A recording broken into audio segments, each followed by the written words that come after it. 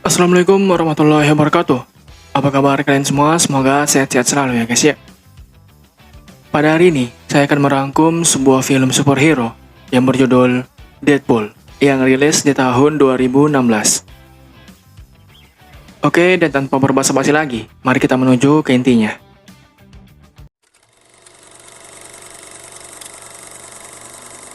Five, four, three, two, one.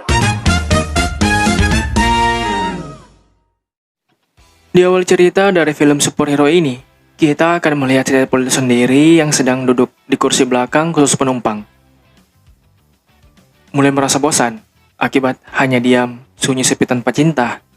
Ia lalu memutuskan untuk menyusup ke kursi depan, tepat di samping si supir. Habis itu, ia kemudian mengajaknya berkenalan dan berbicara tentang apa saja. Si supir bernama Dopinder. Di situ mereka berdua saling curhat dari hati ke hati mengenai kasus atau masalah pribadi masing-masing selama ini.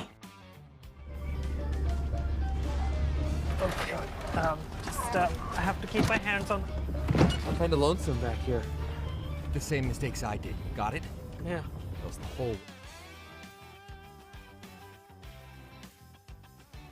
Setibanya di lokasi tujuan, Deadpool baru menyadari bahwa ia melupakan tas penyimpanan senjata miliknya.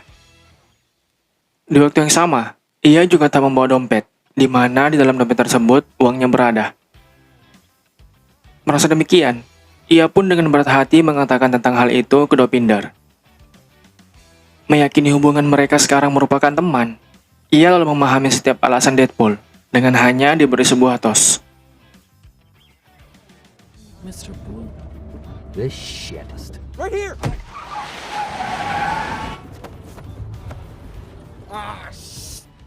Okay. Merry Christmas.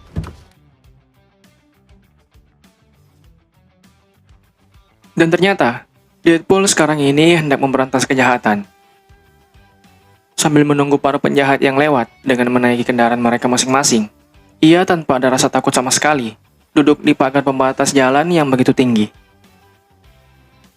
Ketika si penjahat lewat, ia pun terjun santuy dan mendarat tepat di dalam mobil. Habis itu, ia lalu memberantas segala kejahatan, kemudian menegakkan keadilan seadil-adilnya. Can't tell you, but it does rhyme with pull. Fix and oh, bad guys to kill.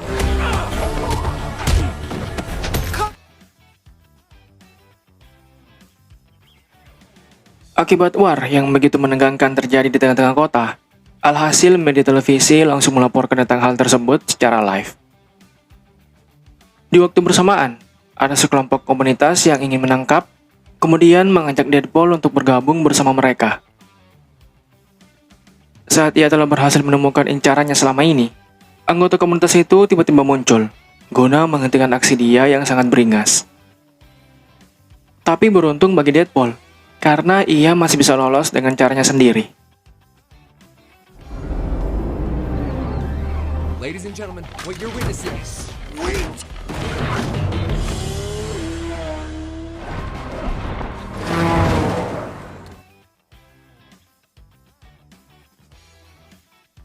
Bercerita sedikit mengenai superhero satu ini, yang dimana dirinya adalah seseorang abadi, alias tak bisa mati dengan mudah. Mengapa demikian? Karena dulunya ia sempat menjadi salah satu bahan percobaan eksperimen ekstrim oleh sekelompok misterius.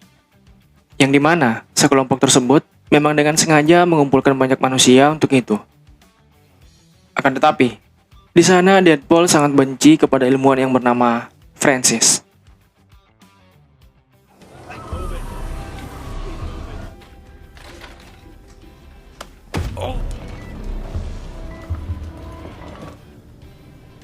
We have another talker.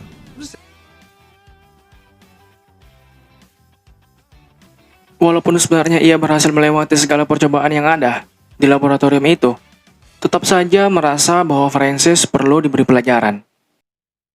Oh iya, nama asli dari Deadpool ialah Wade.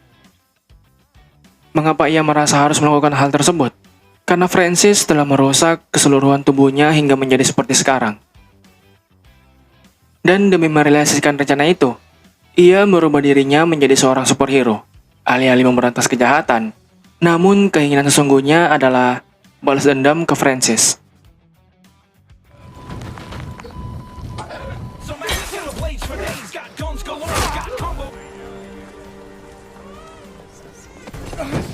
Oh, 41 confirmed kill. Di sisi lain, mulai merasa terganggu dengan kehadiran Deadpool yang terus saja mengincar dirinya. Di malam hari, Francis beserta para anggota dia mendatangi salah satu sahabat Deadpool di tempat kerjanya, guna mengumpulkan sebanyak mungkin informasi mengenai lokasi Deadpool berada saat ini. Akibat tak ingin memberi informasi lebih begitu saja, asisten Francis lalu berencana untuk menghajarnya. Namun beruntung, sahabat Deadpool itu selamat berkat bantuan para pengunjung bar. I heard you might be able to point me in the direction of a. Sorry, I don't know the name. Put the little man down.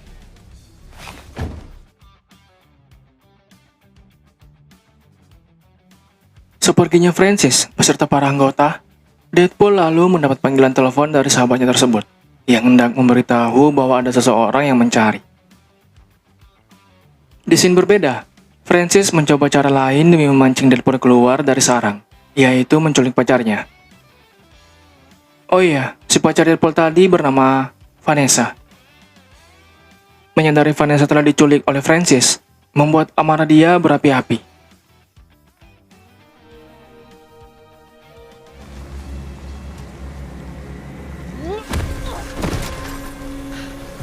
Hit that? Yeah. I don't know. All right.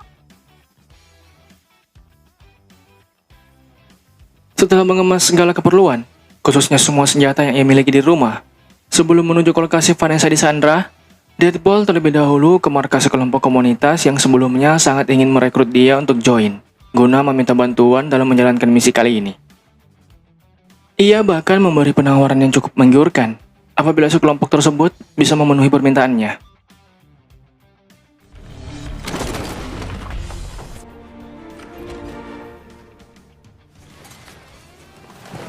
Wait. You let go? He's got my girl. Sepakat akan bekerja sama.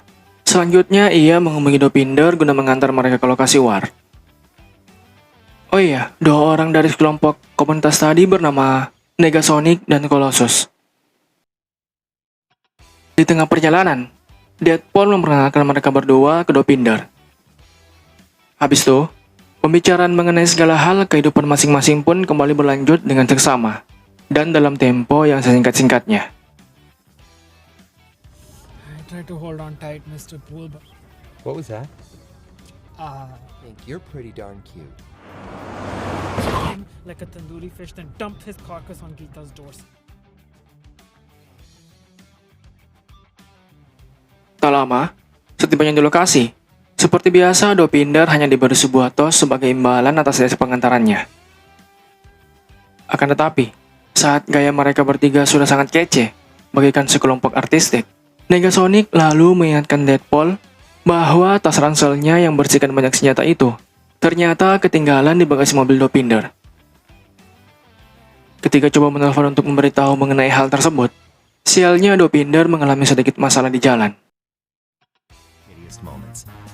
Let's just say, Where's your duffel bag?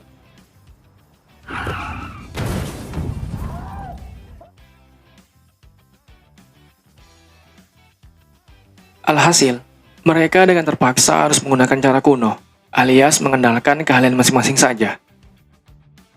Melihat Deadpool dan kawan-kawan dari kejauhan, Francis lalu memberi sapaan panasnya. Habis itu, asisten dia melompat terjun bebas dari jarak ketinggian banget. Saat Colossus coba melawan, ia terpental jauh akibat kena pukulan dahsyat oleh si asisten Francis tadi. Di waktu yang sama, sehabis membuat sebuah status sosial media, Negasonic kemudian memperlihatkan aksinya. That's fine. Just give us a second. There you go. Hashtag it.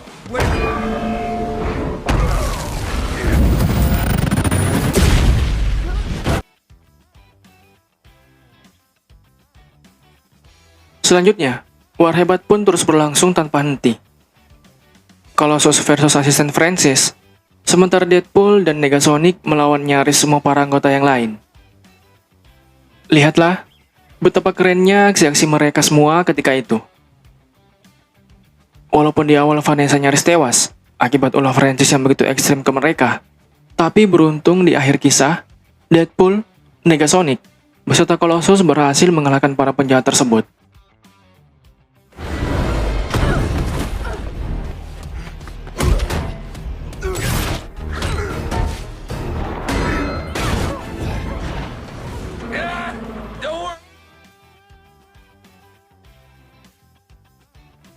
Oke, cukup sampai sini rangkuman dari sebuah film yang berjudul Deadpool. Jangan lupa di like, comment, share, dan subscribe juga bagi yang belum. Thank you so much guys for watching, and I'll see you next time. Wassalamualaikum warahmatullahi wabarakatuh. Bye bye guys.